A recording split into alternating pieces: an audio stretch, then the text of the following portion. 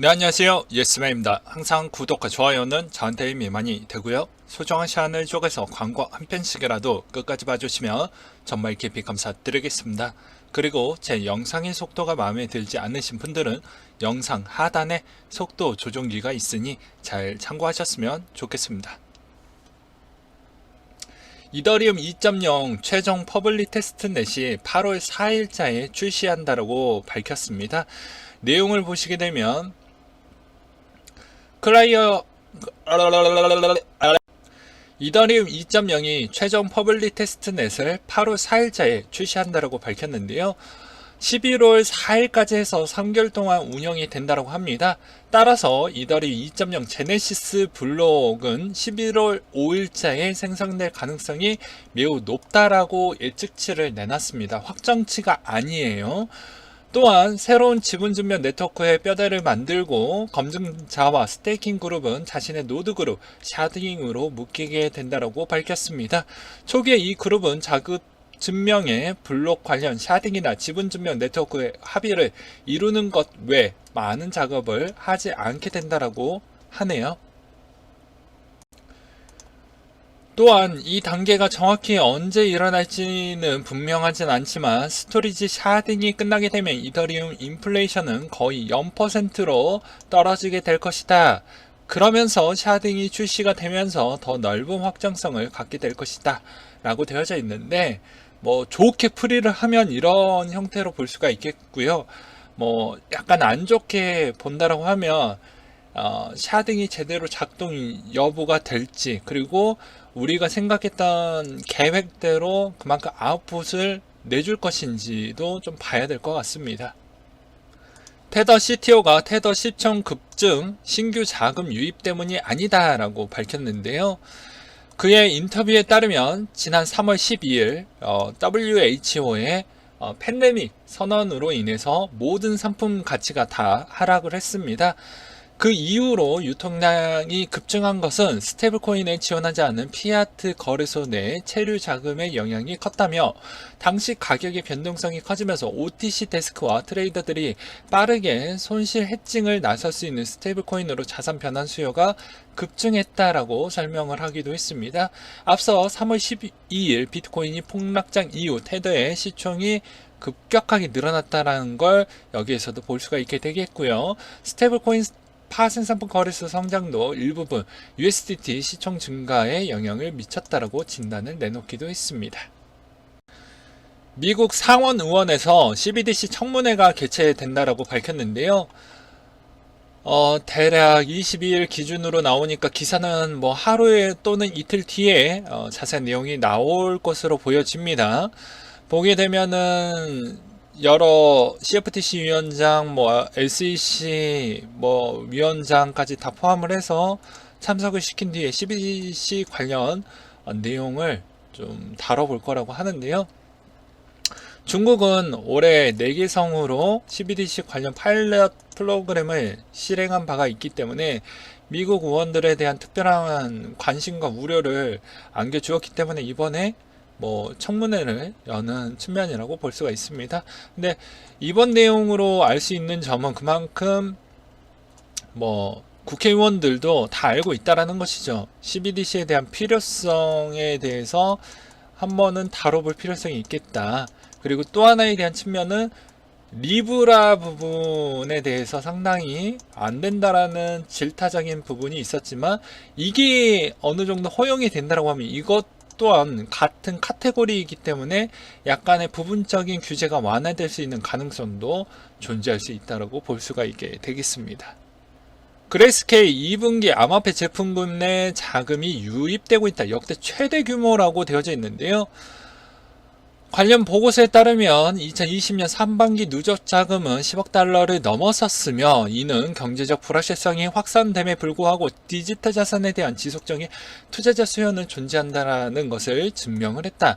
2분기 그레이스케일 비트코인 트러스트 GBTC와 이더리움 트러스트 이더2 유입된 자금은 각각 7억 5천만 달러와 1억 3천 3,500만 달러 정도를 기록했으며, 특히 비트코인 반감기 이후에 유입된 자금이 채굴량보다 훨씬 더 추월했다고 되어져 있습니다.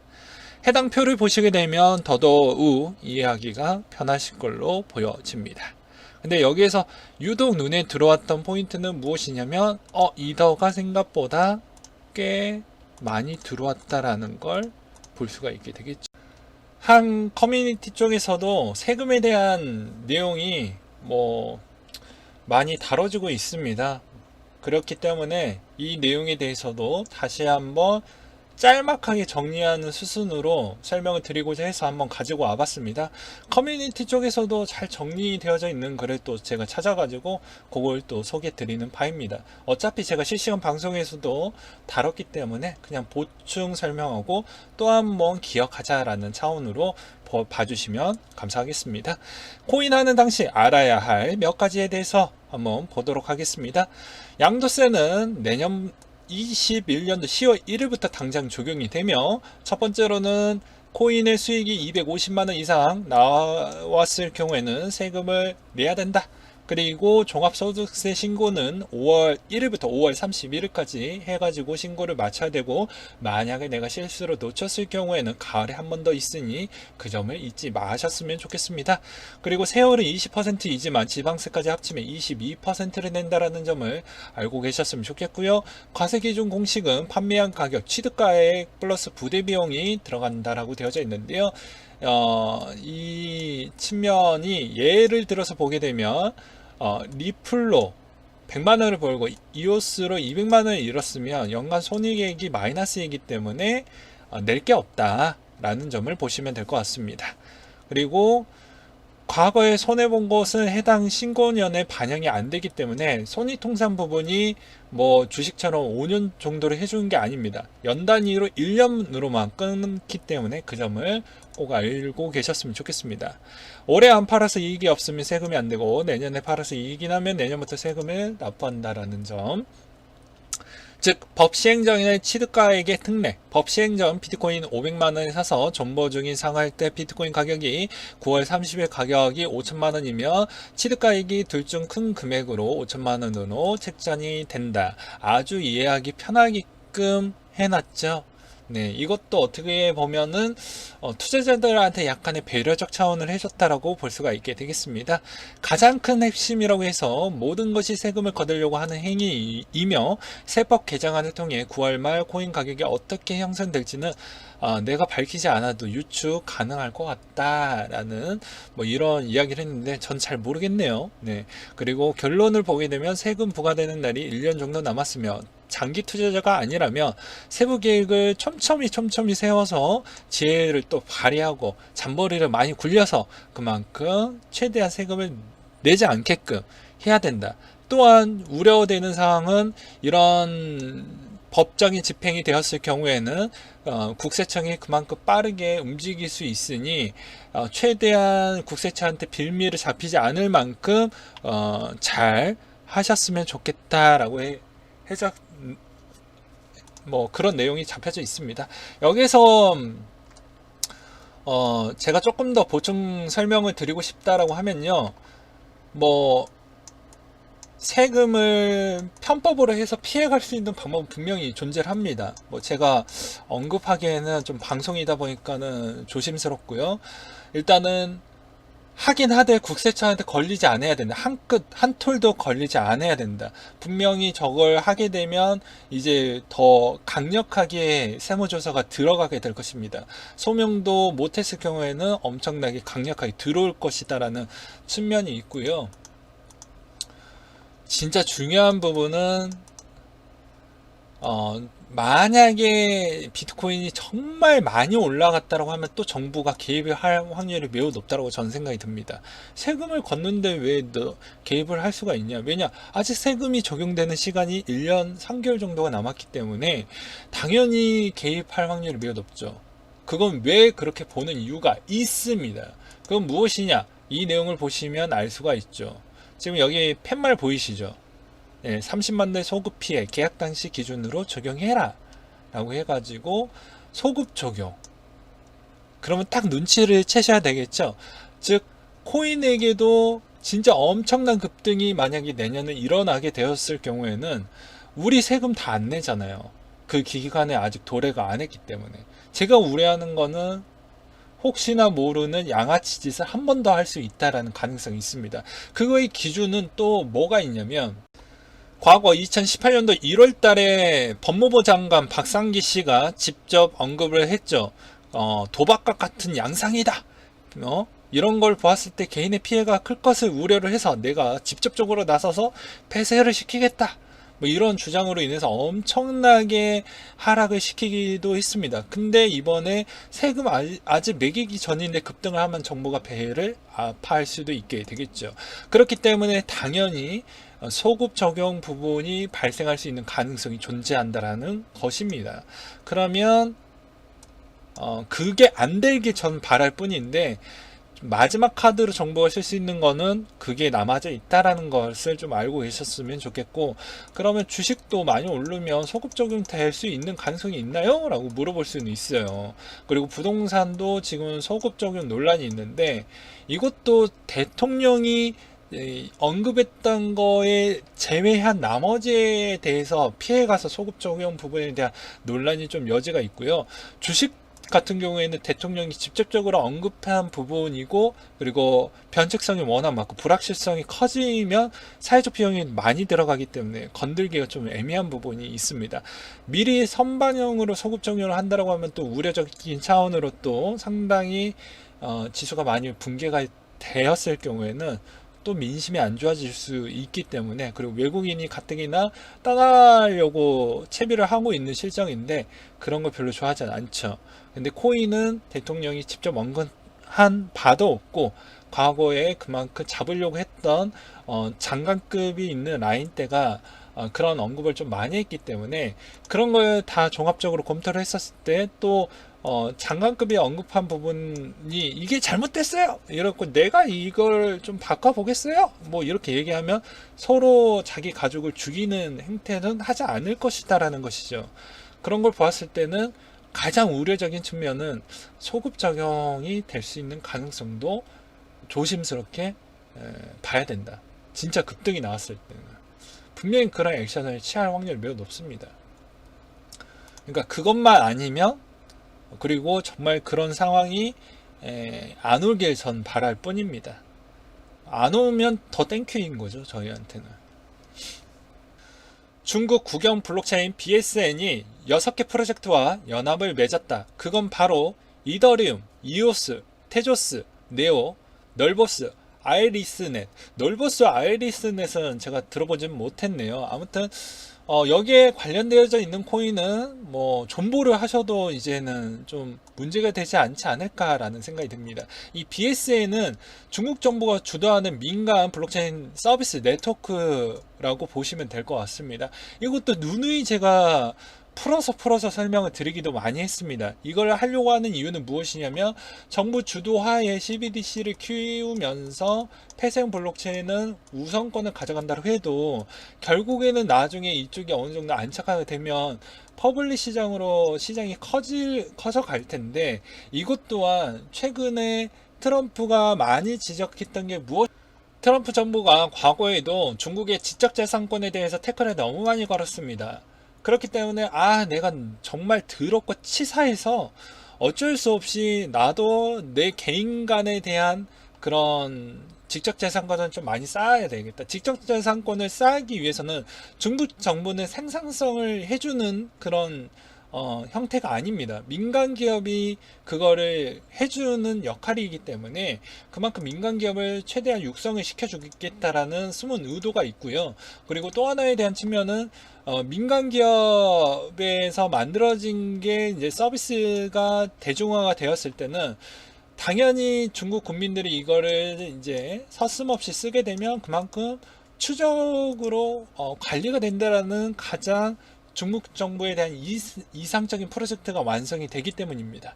그리고 하나 더 설명을 드리게 되면, 이런 민간 기업들을 키우게 되면은 그 코인 회사가 해외 진출을 했었을 때 그 해외 쪽에서 또 데이터를 아주 중국 정부와 또 연결이 또 되어져 있으니 건너서 또 확인을 할 수 있는 가장 좋은 이점을 갖고 있다라는 것이죠.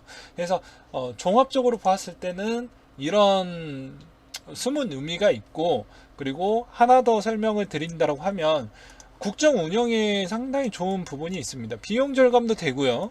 그리고 그만큼 통계 내기에도 더욱더 수월하죠. 빠른 시일 안에 통계 내기에도 편하고요.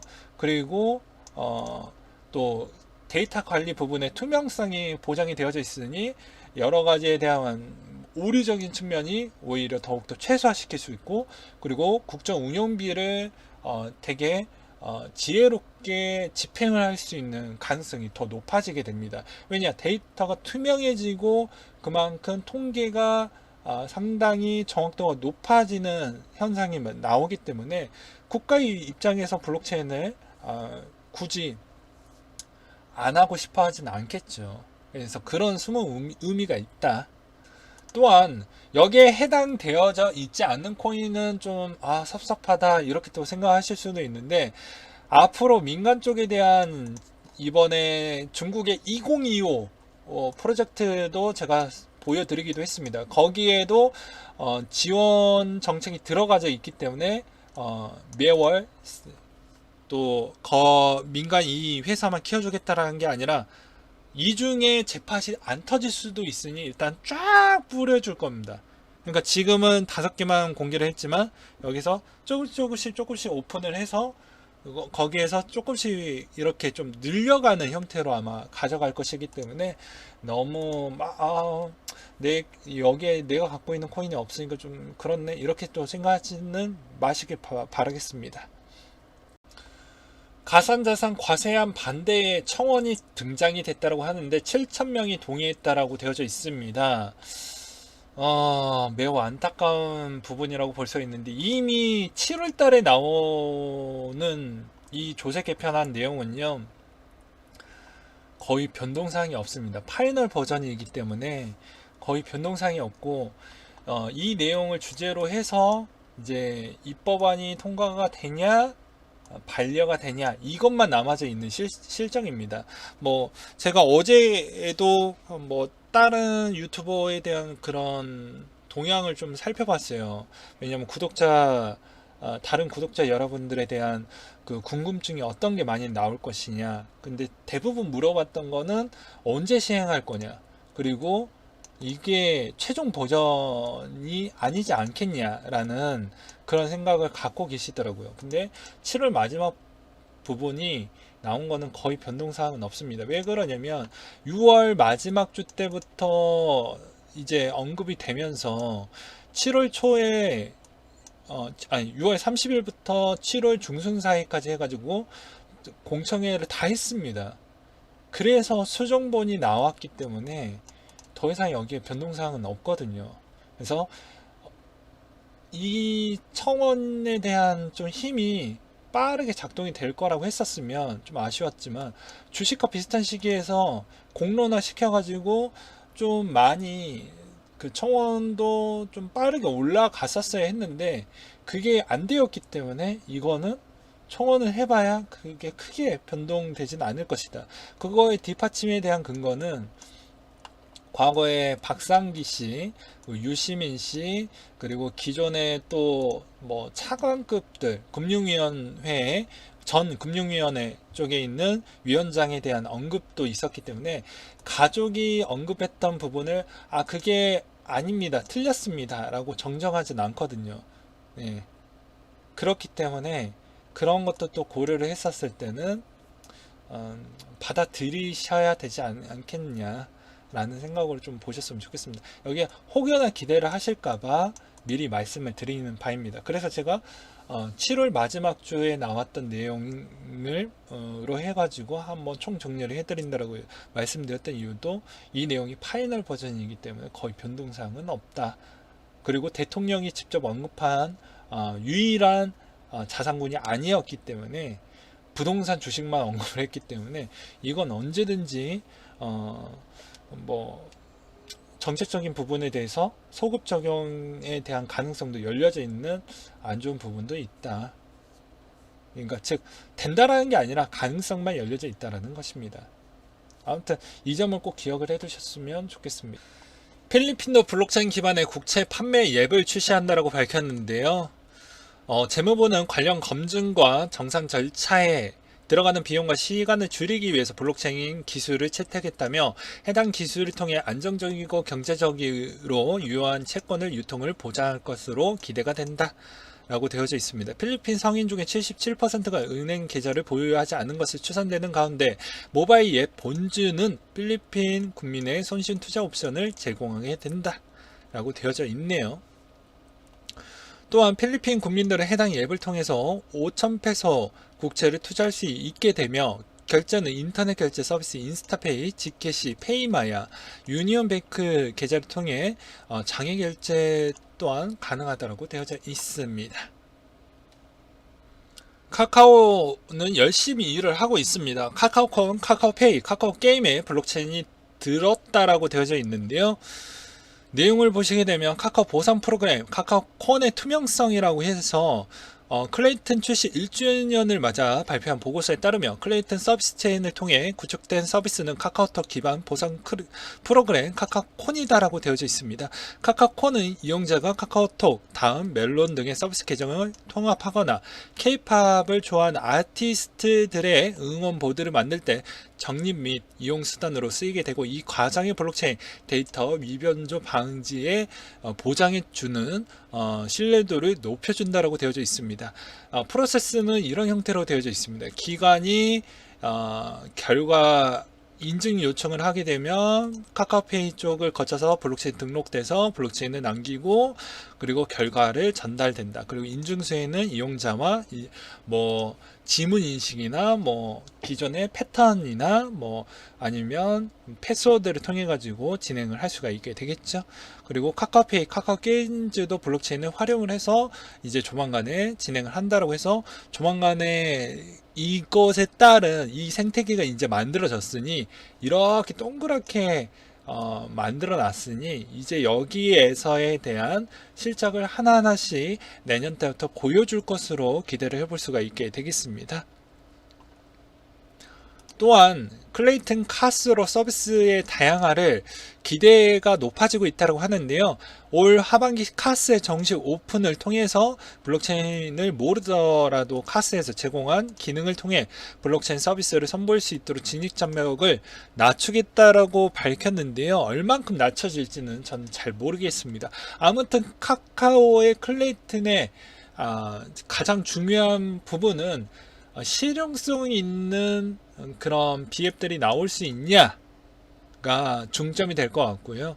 그리고 아니면 자체적으로 블록체인을 연동시킬 만한 그런 거를 무언가를 꺼내야 되지 않을까라는 생각도 들기도 합니다.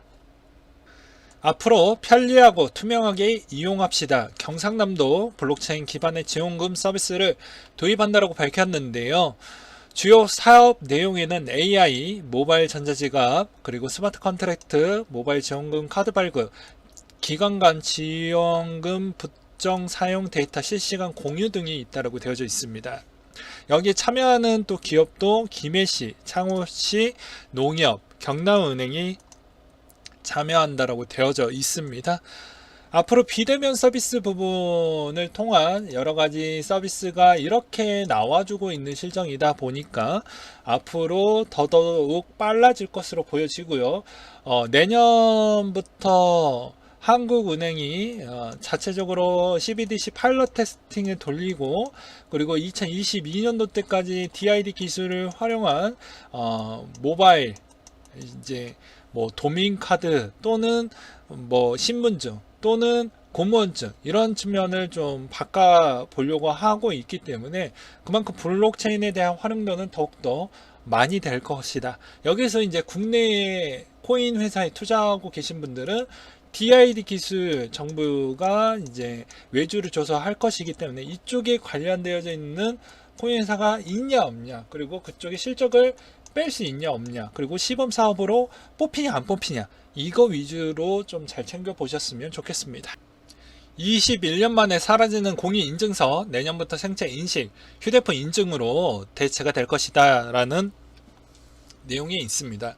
금융결제원에 따르면 홍채 인식 시스템은 일치할 확률이 0.0000083%로 도용이나 복제가 사실상 불가능하다. 생체인식 정확도를 가늠하는 본인 거부율도 지문인식 0.1%, 정맥인식 0.01%, 얼굴인식 1%에 비해 홍채는 0.0001%로 정확도가 매우 높았다라는 걸 볼 수가 있게 되겠습니다. 그래서 웬만하면 생체 인식으로 좀 커버를 좀 해보자, 이걸 먼저 좀 도입을 해보자 라고 해서 이런 내용이 나오고 있기 때문에 이런 측면도 좀 잘 보셨으면 좋겠습니다.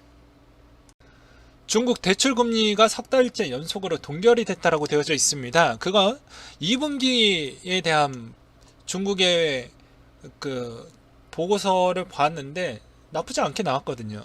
그 대신 부채가 좀 늘어났다는 게 좀 그랬습니다. 그래서 전국 정부가 더 이상 그렇게 공격적인 정책을 펼칠 부분보다는 조금 관망을 하면서 좀 해봐야 되지 않겠냐라는 의견이 나왔지만 아마 7월부터 3분기 쪽에 대한 데이터로 넘어가기 때문에 집계가 이번에 홍수 부분으로 인해서 피해 복구에 대한 비용 처리 부분을 3분기 때 아마 집행을 할 것으로 보여지고요.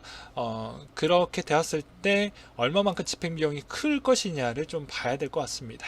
그리고 한국은행도 뭐 16일 기준으로 해서 동결을 시켰죠. 그 이유는 부동산 영향 때문에 올리지 인하를 하기가 좀 부담스러운 역할이 좀 있었고 올리기에도 추경을 했기 때문에 쉽지 않은 형태라고 볼 수가 있게 되겠습니다.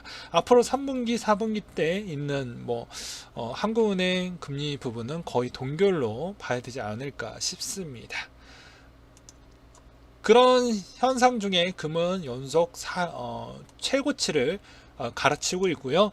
2022년도 때까지 엄청나게 좋게 보고 계시는 전문가들이 두루두루 많기 때문에 그런 걸 봤을 때는 금이 정말로 장난이 아니다 라는 측면을 좀 보셨으면 좋겠고, 여기에서 은에 대한 차이분이 좀 발생을 가격 차이가 좀 나다 보니까 그 편차를 좀 줄이고자 해서 최근에 은값이 많이 올라가고 있는 추세입니다. 그러면 이때까지 이미지 마케팅으로 비트코인은 금이다라고 일단은 그렇게 심어놨기 때문에 이 편차가 커지면 같이 비슷하게 올라갈 수 있는 가능성도 존재하지 않을까라는 측면도 볼 수도 있게 되겠죠. 물론 상관관계, 식스 시그마를 돌려서 상관관계를 뽑아 보았을 때는 아무런 의미는 없다.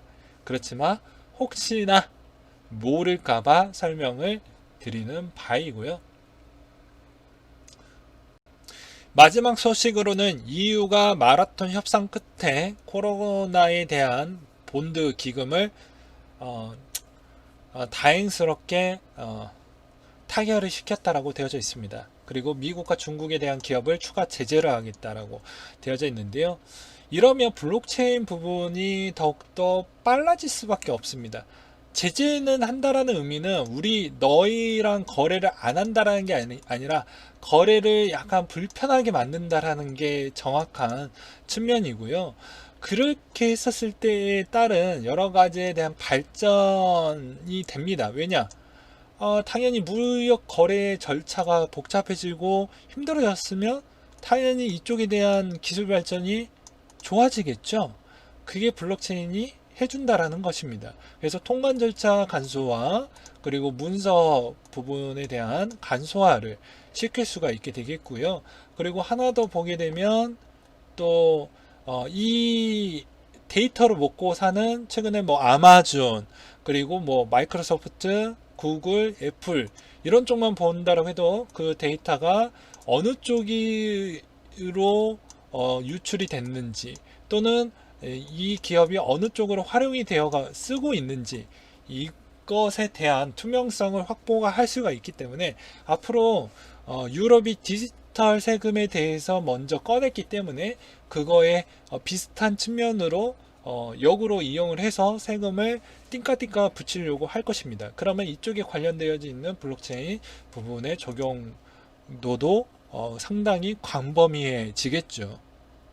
그렇기 때문에 이런 불편함 속에 기업들은 살아남고자 해서 그런 시스템을 개발을 할 것이고, 그렇게 했었을 때 정부도 당연히 그만큼 기업의 성장은 국가의 체력이다 라고 볼 수가 있기 때문에 그거에 따른 아낌없이 지원을 해줄 것으로 보여집니다. 그래서 겉으로는 서로 싸우는 척 하지만 안에서는 상당히 고민이 많는 이런 이중적인 측면을 좀 보셔야 된다는 걸 꼭 잊지 마셨으면 좋겠습니다.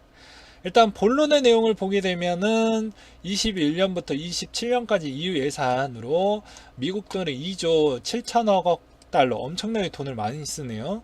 여기에 이제 엠빵으로 이제 사용을 하게 됩니다. 집행 기금이 한 국가만 쓰는 게 아니라 여기는 연합 체계이기 때문에 그렇게 쓰겠다라는 걸 해줬고, 이렇게 되었을 때 프랑스에 대한 재무, 독일에 대한 재무 부분이 상당히 부담적인 요인으로 좀 남게 된다 라는 점을 알고 계셨으면 좋겠고요.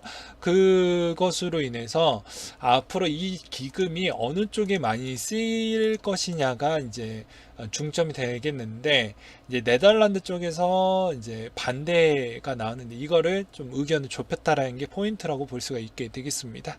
그래서 전체적인 구조 면에서는 집행부 요구대로 되었고, 구체적인 지원 방식과 비율은 나라들 요구가 많이 반영이 됐다. 그리고 지원 형태, 보조금과 대출 형식에 합의하는데 합의를 했지만 그 비율을 어떻게 할지 놓고는 충돌이 좀 나왔다. 그래서 EU 연합도 바보가 아닙니다. 이거를 늦게 하면 또 유럽 지수가 박살이 나기 때문에 적절한 시점에 타협을 했고, 나중에 그건 좀 복잡한 부분은 좀 추후로 좀 미뤘다, 뭐 이렇게 볼 수가 있게 되겠죠. 그리고 가장 중요한 건 어느 나라가 제일 많이 수혜를 많이 받았냐 라는 것인데, 아무래도 스페인, 이탈리아가 좀 가장 크지 않을까. 덩어리도 크고, 그러니까 경제 규모도 크니까 이쪽을 먼저 살려서 그렇게 해놔야 좀 회복 속도에 대한 부분이 좀 눈에 띄게 보일 수가 있으니 이쪽을 먼저 맞춰 놓은 것 같습니다. 그리고 지원금 받는 조건도 보게 되면 여러 가지에 대한 조건부가 조금은 붙었다라는 걸 여기에서도 또 볼 수가 있게 되겠죠. 아무튼 이런 형태로 지금 흘러가고 있구나라고 보시면 될 것 같습니다. 네, 오늘은 여기까지 준비를 했고요. 항상 여러분들한테 힘이 되고 도움이 되는 예스맨이 되도록 하겠고, 이상으로 마치도록 하겠습니다.